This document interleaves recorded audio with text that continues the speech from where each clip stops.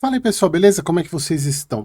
Iniciando mais um acompanhamento mensal, vamos falar sobre o HSLG, que no relatório não tem tanta novidade assim, mas saiu um fato relevante logo depois, 2 ou 3 dias depois, e foi até bom eu esperar para gravar, porque é um fato relevante muito importante, de algo que foi sempre uma situação, um calcanhar de Aquiles para o HGLG, talvez um dos precificadores do fundo, de risco do fundo, e algo que eles estão tentando resolver. Então uma boa cartada, mas bora pro relatório gerencial.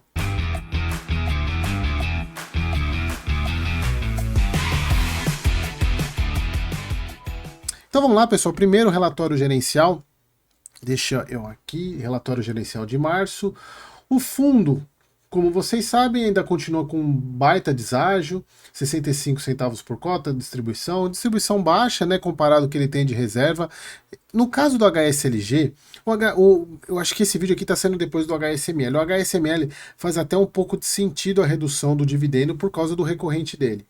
Já o HSLG não. Na minha visão, não tem nenhum menor sentido essa redução. Foram muito conservadores nisso. E a gente está pagando para ver, né? Vamos ver como é que até quando isso vai. Vocês vão ver a quantidade de reserva que ele tem. Então, pessoal, a parte de gestor, vou passar rápido aqui. Isso aqui eu falei lá no vídeo do HSML, a mesma coisa. Desempenho operacional do portfólio, a questão do BTS-ML, que está em 43%, quase 44% concluída. Então lá tem algumas fotos no final do... É o desenvolvimento, que é basicamente a alavancagem que o fundo tem hoje. Portfólio do HSLG, 100% de ocupação, valor médio de locação de R$ 25,2. E aqui é algo que eu sempre gosto de comentar em comparação com o VILG, a questão que é um portfólio parecido com o do VILG em termos de localização, e aqui a gente está falando de praticamente 10% a mais em termos de preço por metro quadrado de aluguel do que a média do VILG. O desempenho do fundo foi positivo, né, reajustado pelos dividendos aí de 17,6. Porque março foi bom para todos os fundos, mas a gente já voltou a ter queda aí, principalmente por causa da guerra comercial. Guidance do fundo, 65 centavos. Desculpa, pagamento 65, guidance 65 a 76, sinceramente. Aqui a gente vê o fundo, é um reloginho na questão de receita, fundo gerando 71 centavos de... Veja, não tem nenhum não recorrente para o fundo necessariamente pagar, guardou mais 6 centavos, 95 centavos de reserva, ou seja, agora ele passou de um mês de reserva. Então, assim, para mim não faz nenhum sentido. Eu acho que eles estão aguardando aí a hora que, na hora que o mercado se fizer uma sinalização de melhor, eles jogam para 76 e aí a cota sobe e quem sabe eles conseguem fazer uma emissão. Eu, pessoal, particularmente, eu não lembro de emissão do HSLG. Não lembro. Não lembro. Liquidez, a questão de investidores. Casas Bahia, pessoal, e aqui eu deixei marcado porque agora eu quero falar sobre o fato relevante. Por quê? Uma das grandes, sempre algum dos grandes questionamentos, inclusive precificadores que eu vejo de inclusão de risco, são dois.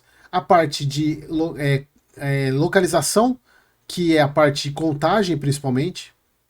Contagem. Tem São Paulo, mas é praticamente contagem, e exposição a Casas Bahia, que é uma exposição muito relevante para o fundo, algo que a gente sabe que é um fator de risco, haja vista Correios, no próprio, no BT, lá no imóvel deles, lá do TRBL, de Contagem também.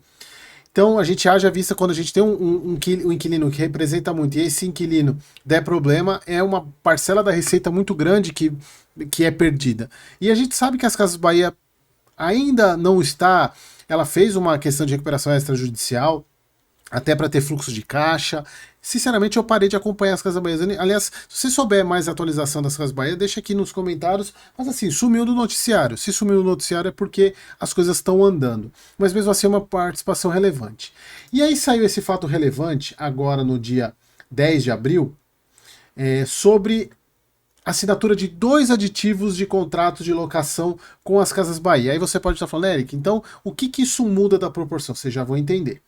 Então, no primeiro lá no HS Log, foi formalizada uma renegociação subindo de R$ 13 para R$ 18,50. Isso é muito bom. Ou seja, o fundo aumenta a questão de aluguel, embora vocês vão ver que não é, no final das contas, acaba sendo uma redução. Já vou entender por quê. Exatamente por isso aqui, ó. Adicionalmente, após a assinatura contratual, as partes darão início ao processo conjunto de melhores esforços para a alocação de 32, quase 33 mil metros quadrados da área do galpão a terceiros. Ou seja, é como se as Casas Bahia alugasse uma parte do imóvel que ela aluga. Então seria uma terceirização, digamos. E a mesma coisa no HSI Contagem. Só que aqui, pessoal, por que no final das contas a gente teve uma perda de 0,1 centavo? Exatamente por causa desse daqui. Porque esse daqui, a redução, ela proporcional, ela foi maior do que o aumento que teve aqui. Porque lá no HSI Contagem teve uma redução de R$ 36 para 35 para R$ 30. E aqui, primeiro, alguns pontos importantes antes de a gente continuar no HSLG. Primeiro, vocês viram o vídeo do HGLG que teve a redução dos valores do Volks e da Ambev. Aqui é só para vocês verem, pessoal, que às vezes acontece redução. Não é toda hora que o fundo reajusta para cima, por mais que também seja um imóvel de logística. Então, fugiu a palavra logística. Só para vocês verem que isso acontece também. Tá? Então teve uma alocação e aqui também a mesma situação, aonde o fundo vai ter em conjunto com as Casas Bahia um processo de locação para outros de 35 mil metros quadrados. Qual que é a grande sacada? E eu vejo um ponto muito positivo, e aí eu volto a falar que a gestão imobiliária da HSI é muito boa. Para mim, o que pesa é a gestão financeira, mas a imobiliária é muito boa. Por quê? Você continua com os 2 galpões alugados, e está buscando locação de espaços nesses imóveis para terceiros. As Casas Bahia continuam pagando aluguel integral até alugar. E aí, o que acontece? Se o HSML conseguir alugar, ele pode subir, e eles até falam aqui, né, que eles podem subir a questão de valores, diversificar locatário, mas acho que para mim é o principal ponto. Olha só, se eles conseguirem isso, eles reduzem a exposição de Casas Bahia de 33% para 20%. E aí entrando esses novos locatários aqui, daria 10 por 4, quase 10%. Então, para mim, é uma sacada assim, muito bacana, que o fundo ele não fica vacante, não tem vacância, ou seja, ele não fica com área vaga, consegue alugar, consegue trabalhar junto com as Casas Bahia para alugar essas áreas, diminui a exposição de Casas Bahia e mantém o resultado, e quem sabe consegue até um aluguel melhor ali. Dificilmente deve ser diferente do que as próprias Casas Bahia pagam, porque não faria muito sentido quem entrar pagar mais, né? Mas o que é importante para mim é isso aqui, é a redução da exposição. E por fim, algo que não tem a ver com a HSML, com a HSLG, e sim com o TRBL.